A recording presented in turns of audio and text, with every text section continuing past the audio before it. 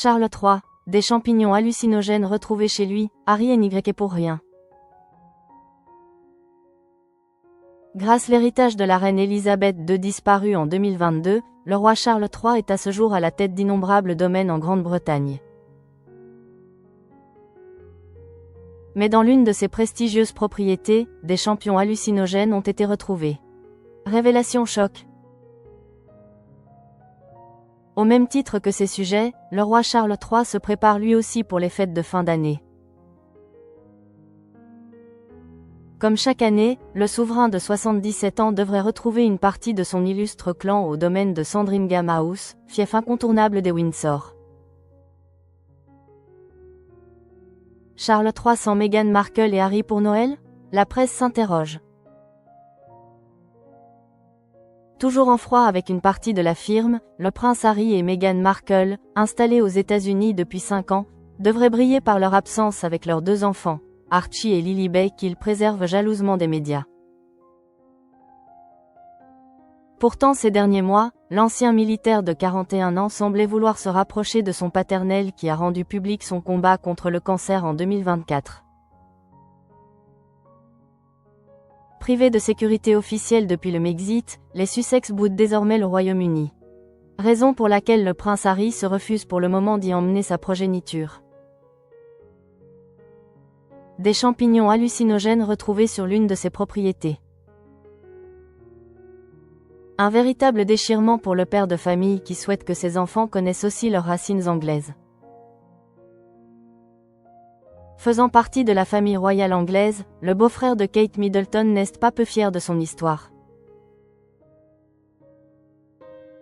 À la suite de la disparition de sa mère, la reine Elisabeth II, le roi Charles III a naturellement hérité d'innombrables domaines royaux qui appartiennent à sa famille depuis plusieurs décennies, voire plusieurs siècles. À commencer par le château Windsor, l'une des plus beaux joyaux de la couronne. Impossible de faire l'impasse sur Buckingham Palace qui est la résidence officielle du roi Charles III et de la reine Camilla. Mais 2014, au sein des jardins, des champignons hallucinogènes ont été retrouvés, et Harry n'y pour rien, lui qui avait révélé dans ses mémoires en avoir consommé durant sa jeunesse. Dans certaines cultures, on le mange. À l'époque, comme l'a rapporté le Daily Mail, Alan Titchmarsh, célèbre présentateur et cuisinier, avait tourné une émission intitulée Jardin de la Reine dans la propriété des Elisabeth II, disparue en 2022. À savoir que le programme était prévu pour la période de Noël. Mais sur place, l'intéressé a déniché des Amanita muscaria, plus connus sous le nom de l'Amanite tumouche NDLR. Face caméra, Alan Titchmarsh a alors interrogé un spécialiste du nom de Mick Croquet pour en savoir plus à leur sujet. Est-il comestible? Ce à quoi son interlocuteur a répondu: ça dépend de ce que vous entendez par là. Dans certaines cultures, on le mange pour ses effets hallucinogènes. Mais, il peut aussi rendre très malade. Le souverain de 77 ans ne serait pas toujours tendre avec ses jardiniers.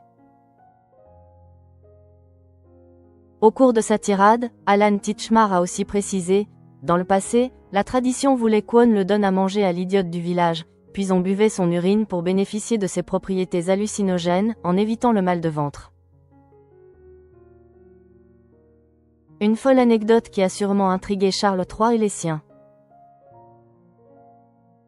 Féru de nature et écologiste, l'ex-époux de Diana Spencer est un grand passionné de jardinage. À en croire plusieurs tabloïds, son havre de paix préféré serait son domaine de Highgrove, niché dans le sud-ouest de l'Angleterre. Soucieux du moindre détail, d'après le Sunday Times, le papa de William et Harry patrouillerait régulièrement dans sa propriété pour donner d'innombrables directives à ses jardiniers.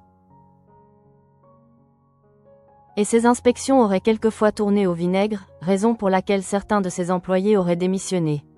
Ambiance.